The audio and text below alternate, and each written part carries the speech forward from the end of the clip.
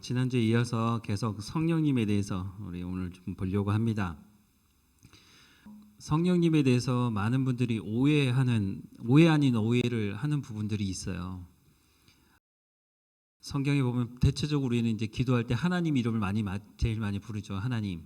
그리고 또 예수님의 이름으로 기도합니다라고 얘기하기도 하고, 근데 성령님은 쏙 빠져 있는 것 같아요.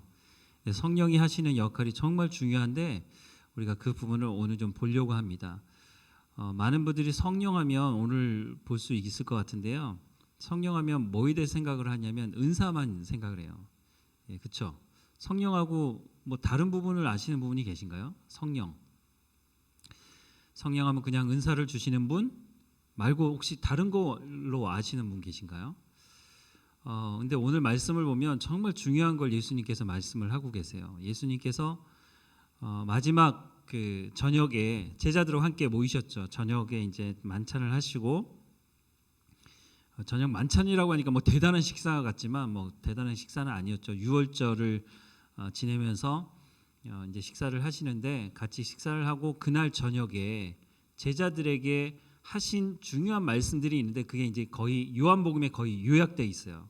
13장에 보면 예수님께서 이제 제자들의 발을 씻기시면서 시작하면서 그 저녁을 보내시는데 13장, 14장, 15장, 16장, 17장에 이제 예수님의 대제사장적인 기도가 이제 기록이 되어 있는데요. 이렇게 하고 예수님이 이제 제자들하고 밖에 나가시죠. 그리고 겟세마네에 가서 기도하시고, 그 기도가 마치고 나서 돌아왔을 때 가룟 유다가 사람들을 데리고 왔고, 그래서 예수님을 붙잡아서 이제는 재판을 받게 되는 그 과정을, 그래서 꼬박 밤을 새고 그 다음 날 아침에 재판을 받으시고 이제 십자가에 가서 못 박히시는 과정을 겪으시는데, 마지막으로 여러분이 죽음을 앞두고 유언을 남긴다면 어떤 말들을 대체적으로 남기시겠습니까? 내가 만약에 내일 아침 시간을 거쳐서 십자가에 매달리는 건 아니지만 하여튼 내일 죽는다, 그게 뭐 정해져 있다, 이렇게 하면 내가 사랑하는 사람, 내 가족들을 오늘 저녁에 다 모이게 했다, 어떤 말씀을 나누시고 싶으세요? 사소한 얘기는 안 하겠죠. 정말 중요한 얘기만 하겠죠. 왜냐하면 시간이 정해져 있으니까. 이 시간이 지나면 더 이상 말할 수 없으니까 정말 중요한 얘기를 할 겁니다. 예수님도 뭐 그동안 3년 동안 제자들하고 같이 다니면서 수없이 많은 하나님의 말씀을 전했지만, 이 마지막 저녁에 정말로 중요한 말씀들을, 정말 주옥과 같은 말씀들을 쭉 기록을 요한복음에 기록이 되어 있죠. 그 말씀 중에 예수님께서 성령에 대해서 언급을 하시는 거예요. 그날 저녁에. 그런데 그날 저녁에 한 번도 아니고 그 저녁에 시간을 따지면요, 몇 시간 되지 않아요. 사실은 해 지고 나서부터 하루가 시작이 되거든요. 우리는 해가 뜨면서 하루가 시작이 되지만 이스라엘 백성들은 해가 지면서부터 하루가 시작된다고 생각을 해요. 유월절이 해가 지면서부터 시작하니까 아마 저녁에 그렇게 많이 몇 시간 되지 않는 시간 동안 예수님께서 제자들에게 말씀을 하시는데, 그 말씀 중에 성령에 대한 언급을 무려 5번이나 언급을 하고 있습니다. 성경에서 어떤 본문을 읽다가요, 2번 정도 얘기하면 이거 강조하는 거예요. 근데 3번 얘기했다 그러면 진짜 강조하는 거거든요. 근데 예수님이 5번 성령에 대해서 말씀을 하고 있어요. 그러면 그 말은 뭐겠어요? 너무너무 중요한 것이다. 근데 그 성령이 어떤 역할을 할 것인지에 대해서 예수님께서 말씀하고 있다는 것이에요. 그런데 많은 분들이 성령에 대해서 궁금해하기도 하시고 성령 충만함을 위해서 기도하자고 얘기하시지만, 저는 이 요한복음에 나오는 이 예수님께서 그 저녁에 말씀하신 이 말씀을 말씀하는 사람을 거의 본 적이 없어요. 예수님이 가시면 성령이 오신다고 하는 이 중요한 말씀을 하고 있는데, 그러니까 우리가 성령을 오해하고 다른데 이상한 신비적인 어떤 것으로만 연결해가지고, 물론 신비적인 부분이 있어요. 근데 성령의 주된 역할은 그게 아니라고 예수님께서 말씀해주고 있는 겁니다. 그래서 첫 번째가 뭐냐면 요한복음 14장 16절부터 17절 말씀인데요. 내가 아버지께 구하겠으니 그가 또 다른 보혜사를 너희에게 주사 영원토록 너희와 함께 있게 하리니 그는 진리의 영이라. 세상은 능히 그를 받지 못하나니 이는 그를 보지도 못하고 알지도 못함이라. 그러나 너희는 그를 아나니 그는 너희와 함께 거하시며 또 너희 속에 계시겠습니다. 지금 성령에 대해서 소개하면서 뭐라고 말씀하고 있죠? 성령이 뭐라고요? 진리의 영이라고 말하고 있죠. 진리는 뭐예요? 하나님의 말씀이죠. 하나님의 말씀의 영이라고 말씀을 하고 있어요. 그리고 성령이 우리 가운데 어떻게 하신다고요? 함께 하신다고요. 나중에 서신서에도 나오지만 성령이 우리 가운데 내주하신다고 말씀하고 있어요. 이 구약 시대에 보면은요, 성령이 임했다가 떠나가고 이런 경우가 있어요. 그러니까 삼손 같은 경우가 대표적이잖아요. 삼손에게 하나님의 영이 임했어요. 그래서 삼손이 힘을 막 쓰죠. 엄청난 힘을 발휘하죠. 근데 삼손이 범죄하고 하나님 말씀에 순종하지 않고 떠나니까 어떻게 해요? 하나님의 영이 떠나는 거예요. 그러니까 예전같이 그냥 돌아가 버리는 거죠. 그런데 신약 시대를 살아가는 우리에게는 성령이 어떻게 하신다고요? 오셨다가 내가 잘못하면 떠나갔다가 내가 말 잘 들으면 또 오셨다가 이런 게 아니죠. 성령이 우리 가운데 아예 내주에 계신다고, 여기 계신다고요. 성령이 내주하신다고 말씀하고 있는 겁니다. 근데 예수님께서 성령에 대해서 말씀하시는 첫 번째는 뭐냐면 성령은 진리의 영이시다라고 말씀을 하고 있습니다. 요한복음 8장 32절에 보면요, 진리를 알지니 진리가 너희를 어떻게 해요? 자유케 하리라. 진리는 뭐예요? 하나님의 말씀. 하나님의 말씀을 알라고 말씀하시고 그 하나님의 말씀을 알면 어떻게 된다고요? 자유케 된다고요. 여러분 자유하세요? 우리가 하나님 말씀을 잘못 오해하면요, 하나님 말씀을 족쇄로 생각해요. 하나님은 이것도 하지 말라 그러지, 저것도 하지 말라 그러지, 뭐 먹지 말라 그러지, 왜 이렇게 하지 말라는 게 너무 많아. 그래서 하나님 말씀을 알아가면 알아갈수록 내 생활을 이렇게 조여가는 사람이 있어요. 근데 성경은 뭐라고 말씀하고 있어요?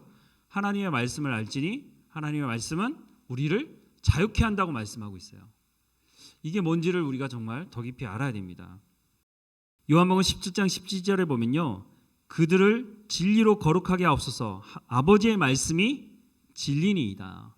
제가 그냥 하나님의 진리가 하나님의 말씀입니다 이렇게 말씀을 드리는 게 아니고요, 성경에 그렇게 기록이 돼 있잖아요. 뭐라고요? 하나님의 말씀은 진리라고 말씀하고 있어요. 그러니까 우리가 하나님의 말씀이 진리가 하나님의 말씀이라고 우리가 아는 거죠.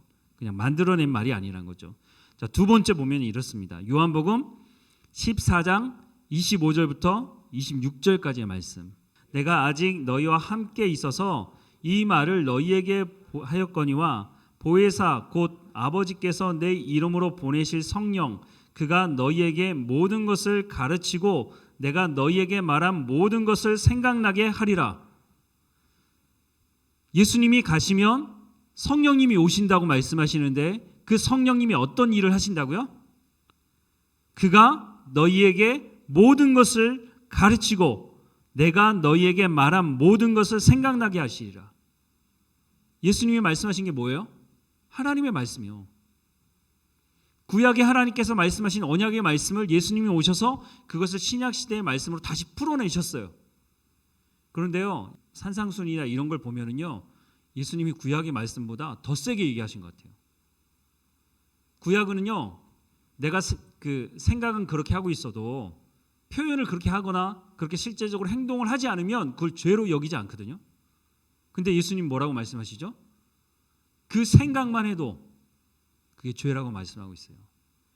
예수님은 구약의 말씀을 거부하고 새로운 것을 만들어낸 것이 아니고요, 구약의 예수님 하나님께서 말씀하신 그 말씀의 본질을 얘기하시는 거예요. 그러니까 마음속으로부터 근본적인 것을 가지고 변화시키지 않으면 행동은 잘못하면 외식하게 된다는 거예요. 겉과 속이 다른 사람으로 살아갈 수 있게 된다는 거예요. 예수님은 본질적인 것을 얘기하는 거죠. 본질적인 마음의 회개와 마음의 돌이킴과 마음의 온전함을 가지고 있어야 행동도 그렇게 변화되어져 간다고 예수님 말씀을 하셨죠. 예수님이 수없이 많은 말씀을 하시고 제자들은 그것을 기록하기도 하셨어요. 마태는 예수님의 제자였죠. 세리였는데 예수님의 제자가 돼서 예수님이 기록을 남겼고요. 마가는 예수님의 제자는 아니었어요. 그런데 마가가 베드로에게 예수님의 말씀을 많이 듣고 그것을 통해서 마가복음을 기록하죠. 성경에 보면 마태, 마가, 누가, 요한 이렇게 순서가 돼 있어가지고 처음 기록된 것이 마태 먼저 기록되고 생각하는데 아니요, 마가복음이 가장 먼저 기록이 됐어요. 그 마가복음이 기본이 돼서 다른 복음서에 영향을 줬는데요. 그리고 나서 누가가 누가복음을 기록하는데요. 누가는 직업이 뭐였죠? 의사였다고 그래요. 근데 지금 의사와 2000년 전의 의사는요, 조금 달랐습니다. 다르다는 게 사회적인 계급이라고 하는 그 당시에는 그런 거 있었으니까 의사는 별로 이렇게 사람 취급 못 받던 그런, 사실 우리나라도 그랬잖아요. 우리나라에 옛날에 한의사나 이런 사람도 무슨 대접을 받았어요. 그리고 수술을 담당하는 그런 사람들, 백정 이런 사람들이 그 동물의 이런 것들을 가리면서 이런 것들 더 잘 알았지. 근데 그런 사람들에 대해서 대접을 제대로 했나요? 그런데 어쨌든 이 직업의 특성상 아주 꼼꼼했어요, 누가가. 근데 누가는 예수님을 본 적이 있나요? 예수님을 본 적이 없어요, 누가는. 사도 바울 때문에 예수 그리스도를 영접하게 됐고요. 그리고 이 누가가 사도 바울을 통해서 예수 그리스도에 대해서 듣게 되고 하나님 말씀을 듣게 되면서 나중에 누가복음을 기록하는 이유가 있는데, 누가가 나중에 사도 바울과 예루살렘에 왔다가 사도 바울이 예루살렘에 2년 동안 잡혀 있는 때가 있었어요. 그때 누가는 자기는 죄가 없으니까 잡혀 있을 필요가 없잖아요. 그래서 그때 들었던 하나님의 말씀을 가지고 정말 예수님이 여기서 말씀을 전하셨나? 현장 답사들을 다 한 거예요. 그래서 다른 복음서에서 놓쳤던 것들을 누가복음에 보면 기록한 것들이 있어요. 누가가 그런 직업적인 어떤 그 성격적인 부분들까지 아마 하나님 사용하셔서 꼼꼼하게 그렇게 복음서를 기록한 걸로 보이고요. 또 요한복음은 우리가 잘 알지만 사도 요한, 예수님의 가장 사랑하는 제자 중 하나였던 그 요한이 또 예수님의 말씀을 기록을 하고 있죠. 어쨌든 뭐라고 말씀하고 있냐면, 그가 너희에게 모든 것을 가르치고 내가 너희에게 모든 것을 말한 것을 생각나게 하시는 분이 누구라고요? 성령님이시라고요. 자, 여기서 끝나지 않습니다. 요한복음 15장 26절, 내가 아버지께로부터 너희에게 보낼 보혜사 곧 아버지께로부터 나오시는 진리의 성령이 오실 때에 그가 나를 증언할 것이라고 말씀하고 있어요. 성령이 오셔서 어떤 일을 하신다고요? 예수 그리스도가 누구이신지 증언하신다고 말씀하고 있어요. 뭘로요? 하나님의 말씀으로. 하나님의 말씀으로 깨닫게 함으로 예수 그리스도가 누구인지를 알게 하시는 분이 성령이라고 말씀하고 있어요. 제 말이 아니고요, 예수님께서 마지막 저녁에 하신 말씀이에요. 자, 여기서 그치지 않습니다. 네 번째 말씀하십니다. 요한복음 16장 7절에서 11절입니다. 그러나 내가 너희에게 실상을 말하노니 내가 떠나가는 것이 너희에게 유익이라. 내가 떠나가지 아니하면 보혜사가 너희에게로 오시지 아니할 것이요 가면 내가 그를 너희에게로 보내리니 그가 와서 죄에 대하여 의에 대하여 심판에 대하여 세상을 책망하시리라. 죄에 대하여라 함은 그들이 나를 믿지 아니함이요 의에 대하여라 함은 내가 아버지께로 가니 너희가 다시 나를 보지 못함이요 심판에 대하여라 하면 이 세상 임금이 심판을 받았음이라 라고 말씀하세요. 자, 이게 좀 어려운데 성령이 오셔서 뭘 하신다면 죄에 대해서 의에 대해서 심판에 대해서 말씀하실 거라는 거예요. 근데 죄는 어떻게 알 수 있어요? 하나님의 말씀에 기록이 돼 있거든요. 의는요, 성경에서 말하는 의가 뭐라고요? 하나님의 말씀을 듣고 순종하는 것이에요. 심판은요, 하나님의 말씀에 기록된 하나님의 심판에 대해서 말씀하시겠다고 말씀하고 있는 거예요. 다 무엇과 관련이 있느냐면 하나님의 말씀과 관련이 있어요. 성령이 오셔서 세상에게 죄가 무엇이고 의가 무엇이고 심판이 무엇인지를 깨달아 알게 하시는 분이 성령이라고 말씀하고 있는 거예요. 근데 보세요. 지금 네 번째까지 봤는데요. 계속 반복되는 게 있어요. 하나님의 말씀을 깨달아 알게 하시는 분이 성령이시다. 그분이 오실 거다라고 계속해서 말씀을 하고 있는 거예요. 자, 다섯 번째 마지막인데요. 요한복음 16장 12절에서 15절까지의 말씀입니다. 내가 아직도 너희에게 이를 것이 많으나 지금은 너희가 감당하지 못하리라. 그러나 진리의 성령이 오시면 그가 너희를 모든 진리 가운데로 인도하시리니 그가 스스로 말하지 않고 오직 들은 것을 말하며 장래의 일을 너희에게 알리시리라. 그가 내 영광을 나타내리니 내 것을 가지고 너희에게 알리겠습니다. 무릇 아버지께 있는 것을 다 내 것이라. 그러므로 내가 말하기를 그가 내 것을 가지고 너희에게 알리시리라 하였노라. 마지막에 예수님께서 다시 요약을 하고 계세요. 성령님 오시면 뭐라고요? 우리를 진리 가운데로 인도하신다고 말씀하고 있어요. 그분이 장래의 일을 말하고 내 영광을, 그러니까 예수 그리스도가 누구인지를 드러내시는 분이 성령이라고 말씀을 하고 있어요. 내 것을 가지고 너희에게 알리겠다고 하는데 내 것은 뭐예요? 하나님의 말씀이에요. 예수 그리스도가 전했던 그 하나님의 말씀을 너희에게 깨달아 알게 하는 역할을 하시는 분이 성령이시다라고 말씀을 하고 있어요. 자, 예수님께서 이 저녁에 5번이나 이것을 얘기하셨어요. 똑같은 말을 다른 방법으로 다른 면에서 말씀을 하시는데 말씀하시는 요지는 다 똑같아요. 성령이 오신다. 성령이 말씀을 깨달아 알게 하실 거다. 예수님께서 왜 이렇게 말씀하셨을까요? 우리는 성령하면 또 성령의 다양한 은사도 잘 몰라요. 우리가 성령을 부르짖을 때 뭘 가지고 부르짖어요? 방언 달라고, 방언. 예, 방언 달라고 기도하는 거 왜 성령의 충만함을 왜 구하시는지 알고 구하셨나요? 그런데 이 마지막 저녁에 정말 중요한 걸 예수님께서 5번이나 이 말씀을 하고 계시면서 보면 성령이 너희에게 방언을 주실 거다라는 말씀이 한 말씀도 없어요. 물론 성령의 은사 중에 우리가 좀 보겠지만 성령의 은사가 있어요. 성령의 신비한 부분이 있어요. 그런데 예수님은 왜 그것을 말씀하지 않으시고 성령이 오시면 하나님의 말씀을 깨달아 알게 하신다고 말씀을 이렇게 5번이나 언급을 하셨을까요? 지금까지 제가 많은 교회를 다녀보지는 않았지만 제가 어렸을 때부터 자랐던 교회 또 사역을 했던 교회들 대부분의 교회에서요 이 성령이 이런 역할을 하시는 분이라고 하는 이야기를 제가 거의 들어본 적이 없어요. 여러 세미나를 가보고 뭐 성령 집회 뭐 이런 것들도 요즘엔 잘 하지 않지만 그런 것도 많이 봤어요. 성령에 관련된 책들도 봤어요. 근데 죄다 무엇을 얘기하냐면 무슨 은사만 그런 것들만 가지고 얘기를 하지 예수님께서 이 저녁 마지막에 얘기하셨던 이 말씀을 언급하는 사람들이 거의 없더라고요. 예수님이 이게 너무 중요하다고 이 저녁에 죽음을 앞두고 하신 말씀인데 왜 이것에 대해서 말씀을 왜 하지 않나 하는 생각이 들어요. 저는. 그리고 정말 예수님 돌아가셨어요. 그리고 성령이 임하시는데 예수님이 부활하시고 나서 40일 동안 제자들을 가르치세요. 이게 이제 사도행전 1장에 보면 나오죠.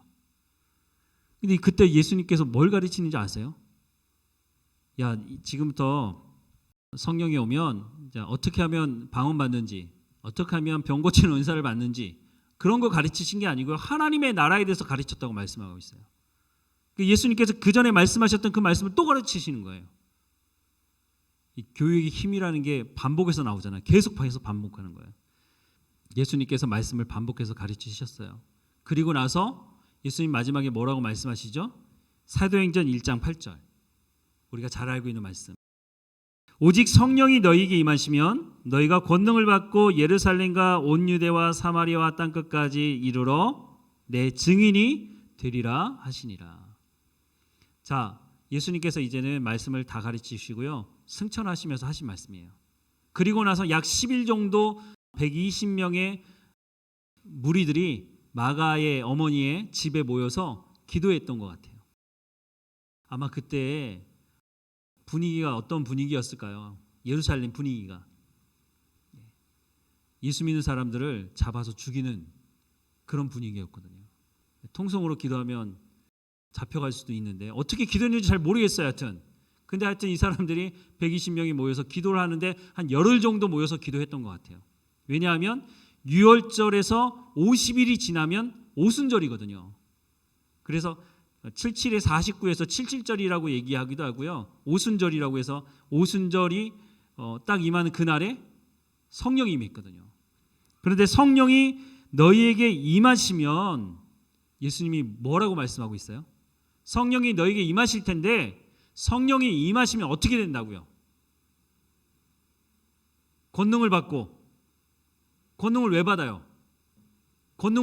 권능. 권능에 방언도 있겠고 병 고치는 은사도 있겠고 여러 가지 은사들이 있겠죠. 이 권세. 그런 권능을 받는데 그 권능을 왜 받냐고요? 예수님이 뭐라고 말씀하시냐면 성령이 임하면 권능을 받아.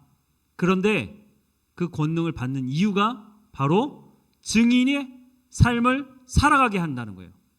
어떤 증인이요? 예수님의 증인. 증인이 뭘 얘기해야 돼요? 증인이 재판에 가가지고 증인석에 서가지고 말을 안 해. 이러면 뭐가 돼요? 말을 해야죠. 말을. 증인이 본 걸 얘기해야죠. 본 거. 예수님이 누구인지 얘기해야죠. 근데 그냥 막 얘기할 수 없잖아요. 뭘 얘기해요? 하나님의 말씀을 전해야죠. 증인이. 이 이후로 성령이 임하고 나서 제자들과 예수 그리스도를 아는 사람들이 흩어지기 시작해요. 근데 그 사람들이 가서 뭐 했어요? 하나님 말씀을 전한 거예요. 근데 그 말씀을 어떻게 전할 수 있었어요? 성령이 임해서. 성령이 임하면 성령이 하는 역할이 뭐라고 했어요? 하나님의 말씀을 깨달아 알게 하시는 분이라고요. 이게 다 연결이 되는 거예요. 우리가 복음을 전한다고 그래요. 예전에는 물티슈 이런 것도 하고 휴지도 하고 뻥튀기도 하고 막 그런 걸 했어요. 근데 이거보다 더 중요한 게 있어요. 근데 우리가 정말 중요한 걸 사실 조금 놓치고 있어요. 뭐죠? 증인으로서의 삶을 살아야 되는 거예요. 예수님이 누구고 하나님이 누구시고 성령님이 누구신지 내 입을 통해서 말해야 돼요. 그게 복음을 전하는 거죠. 내가 전도할 사람을 내가 찍어서 그 사람에게 계속해서 하나님 말씀을 가르칠 수 있는 실력이 있으셔야 돼요. 그래야 증인의 삶을 살아가는 거예요. 그래서 성령이 너무너무 중요한 것이에요. 그래서 예수님께서 마지막 저녁에 제자들에게 성령에 대해서 할 말이 얼마나 많겠어요. 근데 그 모든 말씀을 다 중단하시고 성령이 오시면 하나님의 말씀을 깨달아 알게 하신다. 마지막 승천하시면서도 너희가 내 증인이 될 것이다 라고 말씀을 하고 있는 겁니다. 이건 정말 너무너무 중요합니다. 여러분 성령의 충만함을 위해서 기도하십시오. 왜요? 하나님 말씀을 깨달아 알기 위해서. 물론 저도 설교하고 제가 깨달아 안 것에 대해서 성경을 해석해서 여러분들에게 알려드려요. 그런데 제가 말씀을 드린 것 이상으로 여러분이 더 깊이 하나님과 교제하고 하나님과 더 깊이 나갈 수 있어요. 제가 해드릴 수 있는 게 아니에요. 성령이 여러분에게 임하고 성령의 충만함을 받으면 하나님 말씀이 깨달아 알게 돼요. 나는 아무리 봐도 성경이 뭐라고 얘기하는지 모르겠다. 물론 어려운 부분이 있어요. 2000년 전 역사에 기록된 말씀이고 3500년 전에 기록된 말씀이니 우리나라 역사도 아닌데 우리나라 역사도 잘 모르겠는데 이스라엘 역사를 우리가 어떻게 다 알 수가 있어요.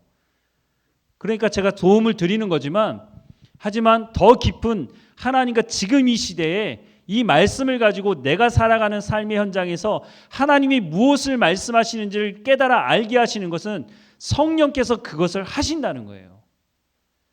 그래서 우리가 성령의 충만함을 위해서 기도해야 되는 거예요. 성령이 충만해야 하나님 말씀을 깨달아 알 수 있기 때문에 성령의 충만함을 여러분 구하시고 날마다 성령과 함께 동행하는 삶을 살아야 되는 것이에요. 이건 너무너무 중요한 문제예요. 이거는 우리가 성경의 말씀을 들고 다니고 있으면서도 이 말씀을 깨닫지 못하는 가장 중요한 이유 중에 하나가 뭐냐면 성령의 충만함이 없다는 거예요. 하나님 내 가운데 성령의 충만함을 허락해 주십시오. 좀 뒤에도 나와 우리가 보겠지만 이 성령은 하나님 주시겠다는 거예요. 주고 말고가 아니라 네가 잘하면 주고 네가 못하면 안 주고 이게 아니고요. 모든 그리스도인들에게 마땅히 당연히 있어야 되는 것이기 때문에 이게 없으면 하나님 말씀을 깨달을 수가 없으니까. 그래서 모든 그리스도인들은 성령의 충만한 삶을 살 필요가 있는 거예요. 하나님 약속하고 계시는 부분이고 너무너무 중요한 부분입니다. 정말. 성령하면 여러분 다른 건 몰라도 여러분 방언 안 하셔도 돼요. 저도 모를 때는요. 방언 안 하면 뭔가 좀 뒤처진 사람이라고 생각이 들었어요. 제가 중고등학교 청년 때는요. 이 방언 안 하면요. 뭐 이상한 사람으로 보는 모든 사람이 다 방언해야 되는 것처럼 서울에 가면 그 베레아라고 들어보셨나요? 성경에 나와 있는 지명인데 베레아 아카데미라고 침례교에서도 2단으로 됐고 거의 모든 교단에서 2단으로 정죄받은 곳이 있는데요. 성락교회라고 있어요. 거기는요. 방언하지 않으면 구원받았다고 얘기 안 해요. 여러분 방언 못 하세요? 그럼 그 교회 가면 구원 못 받은 거예요. 그렇게 얘기해요. 잘못된 교리를 가르쳐요. 귀신론. 귀신이 뭐죠? 성경에서 말하는 귀신이 나오잖아요. 그렇죠? 예수님 오셔서 귀신을 막 쫓아내시잖아요. 그 귀신이 뭐예요? 어떤 존재죠? 어떻게 해서 귀신이 나오죠? 죽어가지고 사람이 하나님 나라에 못 가면 구천을 떠도는 그게 귀신인가요? 네. 거기서 그렇게 가르쳐요. 근데 성경 어디에서 그렇게 말하고 있어요? 성경에서 그런 말씀하고 있지 않아요. 귀신은요 타락한 천사를 말하고 있는 거예요. 그런데 거기서 그렇게 같지 않아요. 거기는요 심지어는 감기 걸리잖아요. 감기 걸리면 이렇게 오라고 그러고 앉혀요. 앉히고 나서 뭐라 그러면 나가! 뭐 이래요. 어딜 나가요? 들어오라고 그래놓고. 귀신 들려서 감기 걸렸다고 생각해요. 거기는. 여러분 감기 걸리셨어요? 그 사람들이 보기에는 귀신 들린 거예요. 근데 성경이 어디 그런 걸 얘기하고 있어요. 근데 거기에 얼마나 많은 사람들이 빠져가지고요. 거기에 수만 명이 거기 그 교회 다녀요. 교회가 엄청나게 큽니다. 뭔가 잘못됐는데 그 성경을 제대로 보지 않으니까 이 상식적인 문제를 이 사람들이 잘 이해를 못해요. 다시 돌아가서 우리가 장로교 교인이라는 게 어떻게 보면 너무너무 감사합니다. 장로교에서 가장 강조하는 게 뭐냐면 하나님 말씀이에요. 하나님 말씀으로부터 벗어난 것들은 다 문제가 있어요. 교회 생활하는 신앙 생활하는 것도 다 마찬가지예요. 하나님 말씀으로 벗어나면 모든 곳에 문제가 생겨요. 근데 이 말씀을 깨달아 알게 하시는 것이 누구라고요? 성령님이시라고요. 예수님이 그렇게 말씀해 주고 있어요. 그러니까 여러분 이제 기도하실 때 하나님 내 가운데 성령이 충만함이 필요합니다. 필요하죠. 그게 없이 하나님 말씀을 깨달을 수가 없으니까 하나님 내 가운데 성령이 충만함을 허락해 주십시오. 하나님 말씀을 깨달아 알 수 있도록 예수님이 약속하신 그 성령이 오시겠다고 약속하셨고 그 성령을 받은 사람들은 증인이 되어서 하나님 말씀을 증거하며 살았던 것처럼 지금 우리 시대에도 마찬가지라는 거예요. 그래서 성령의 충만함을 구해야 하는 것입니다. 방언이 필요하신 분은요. 방언 필요하다고 하나님께 기도할 필요가 있을지도 모르겠어요. 구한다고 그냥 주시는 게 아니에요. 근데 저는 그렇게 배웠어요. 그래서 얼마나 부르짖으며 기도했는지 모르겠어요. 하나님, 심지어 어떻게 기도한지 아세요? 하나님, 쟤는 나보다 신앙생활 못하는데 쟤는 방언하는데요. 저는 왜 안 주세요? 심지어는 그렇게 기도했다니까요. 모르니까. 가르쳐주는 사람이 없으니까. 그냥 그렇게 기도해야 방언을 받는다고 또 누가 얘기해 줬어요. 그때는 성경도 안 봤거든요. 그냥 선배가 그렇게 얘기하면 아 그게 맞나 보다. 그래서 저도 산에 올라가서 소나무 뿌리 잡고 막 이렇게 기도했다니까요. 그러면 방언 받는 줄 알고. 근데 방언이 그렇게 오지 않더라고요. 하나님께서 뭐라고 그 부분에 대해서 다 말씀하고 있어요. 하나님이. 우리가 보지 않았을 뿐이에요. 우리가 깨닫지 못했을 뿐이죠. 여러분 이제 앞으로 평생을 사시면서 왜 내가 성령의 충만함을 받아야 되지? 하나님 말씀을 깨달아 알아야 되는구나. 그래서 달마다 이 부분을 가지고요, 여러분 정말 기도하셔야 됩니다. 다른 거 가지고 기도하지 마시고요, 성령의 충만함을 통해서 말씀을 깨달아 알게 되면요, 내 삶이 변화됩니다. 내 삶이 변화되지 않는 가장 중요한 거는요, 하나님 말씀을 깨닫지 못하기 때문에 변화되지 않는 거예요. 하나님 말씀을 깨닫지 못하니까 여전히 내 생각과 내 기준과 내가 살아온 경험이 최우선이에요. 나 그렇게 했는데요, 예전부터 그렇게 했는데요, 문제가 없었으니까 그냥 그렇게 하는 거예요. 우리가 예수 그리스도를 믿고 변화된 삶을 살아야 되잖아요. 여러분, 작년 이맘때와 지금과 무엇이 변화되셨어요? 지금과 10년 전과 무엇이 변화되어 있으세요?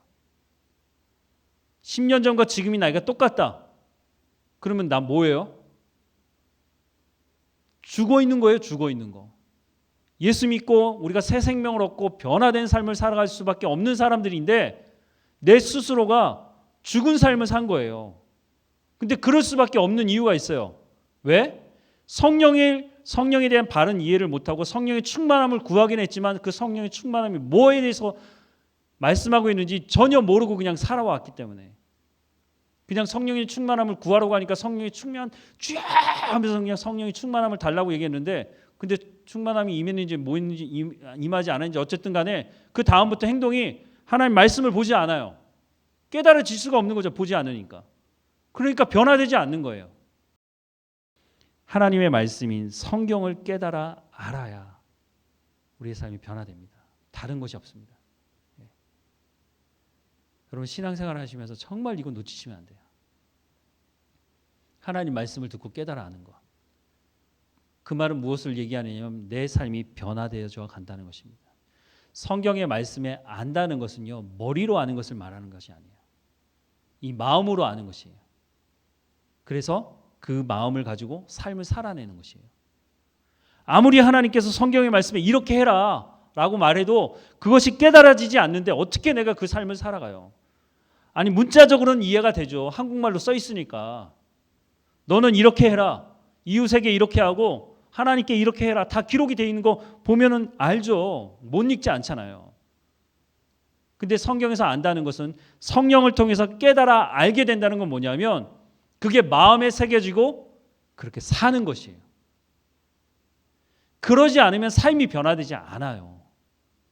평생을 교회 다녀도 변화되지 않아요. 저는 그런 사람들 봐요. 그러니까 목회자로서는 어떻게 보면 속 터지는 일이죠. 제가 속 터지는 일이 아니고 하나님께서 속 터지는 일이죠. 아니, 평생을 교회 다니면서 하나님 말씀을 받다는 사람이 삶이 변화되지 않는다. 그러면 둘 중에 하나입니다. 하나님이 문제가 있든지 내가 문제가 있든지 둘 중에 하나예요. 근데 예수님은 뭐라고 말씀하세요? 변화될 수 있다. 어떻게? 성령이 오신다. 성령을 구해라. 성령이 충만함을 구해라. 성령이 하나님 말씀을 깨달아 알게 하시고 너희의 삶을 인도하신다고 말씀하고 있어요. 로마서 8장 말씀해 보면요, 성령이 우리에게 오셔서 말할 수 없는 탄식으로 우리를 위해서 중보하신다고 말씀하고 있어요. 그 말이 무슨 말인지 아십니까? 그리스도인들에게 만약에 내가 그리스도인으로 정말 하나님 말씀대로 살려고 발버둥 치고 있을 때 성령이 그것을 도우신다는 분이라고 말씀하고 있는 거예요.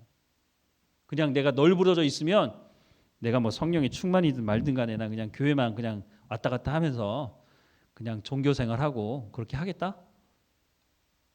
그런 사람들은 변화될 수가 없는 거죠. 성령이 충만함이 임할 수가 없으니까. 이게 정말 너무너무 중요한 것입니다.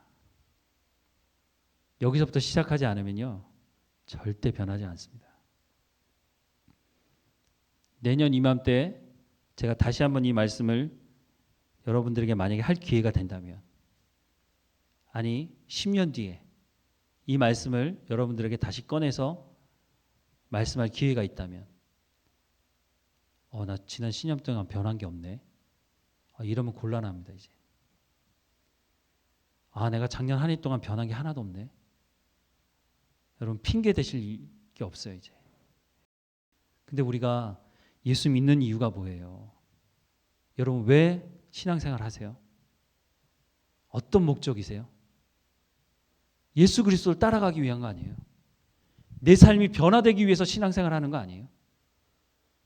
그러면 그 방법을 예수님께서 제시하고 있는데 이 방법대로 가야죠.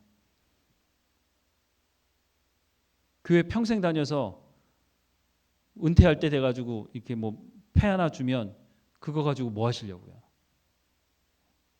기념 삼아서 뭐 하시려고요? 내가 평생 신앙생활하면서 하나님 내가 이렇게 바뀌었습니다. 나를 아는 사람들이 나를 보면 야, 저 사람은 예수 믿더니 진짜 이렇게 바뀌었어? 이렇게 되어야 한다는 거예요. 내 힘과 내 능력으로는 안 돼요. 우리가 우리의 자신을 알잖아요. 안 돼요, 안 돼. 아무리 노력해도 사실 한계가 있어요. 그런데요, 그 한계를 극복을 어떻게 하게 하신다고요?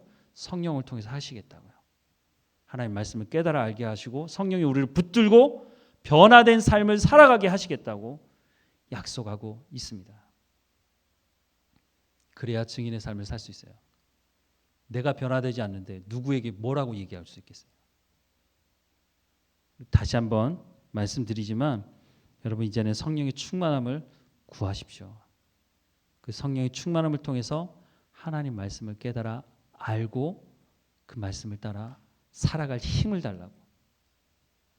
그러면 여러분 내년 이맘때쯤 되면 나의 달라진 모습을 확인할 수 있을 것입니다. 물론 시간이 많이 걸립니다. 10년이 걸리고 20년이 걸릴 수도 있어요.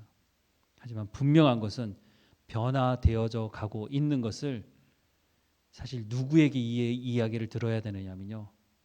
최종적으로는 내 가족들에게 들어야 돼요. 내 가족이 나에 대해서 너무 잘 알거든요. 나의 잘못된 걸 너무 잘 알고 있어요. 가족들에게 인정받으면요. 그거는요. 어디 가도 괜찮아요. 어디 가서도 인정받을 수 있어요. 내 가족, 나의 가장 가까이 있는 내 남편, 내 아내로부터 당신 예수 믿더니 바뀌어졌네. 이 이야기가 나오면 정말 성공한 삶을 살아가는 것입니다. 그렇게 하기 위해서 내 힘과 능력으로 할 수 없으니까 성령의 충만함을 받으라고 말씀하고 있습니다. 제가 이렇게까지 말씀을 드렸는데 모르시는 분이 안 계시겠죠. 하나님의 말씀을 우리가 깊이 알았으면 좋겠습니다. 기도하겠습니다. 사랑과 은혜가 풍성하신 하나님, 우리 가운데 성령님을 보내주셔서 감사합니다. 성령이 우리를 진리 가운데로 인도하신다고 말씀하시니 그 성령의 충만함을 우리 가운데 허락해 주옵소서. 하나님의 말씀 앞에 나갈 때마다 우리 가운데 말씀하시는 그 하나님의 말씀을 깨달아 알 수 있도록 성령의 충만함을 하나님 우리 각 사람 가운데 부어 주옵소서. 성령의 충만함으로 또한 성령의 열매를 맺는 삶으로 나갈 수 있도록 하나님의 말씀에 순종함으로 그 열매를 맛볼 수 있도록 하나님 은혜를 허락해 주옵소서. 하나님께서 우리 가운데 허락하신 이 놀라운 은혜 가운데 함께 동참하며 하나님의 나라를 이루어가는 우리의 삶이 될 수 있도록 인도해 주옵소서. 감사하고 예수님의 이름으로 기도합니다. 아멘.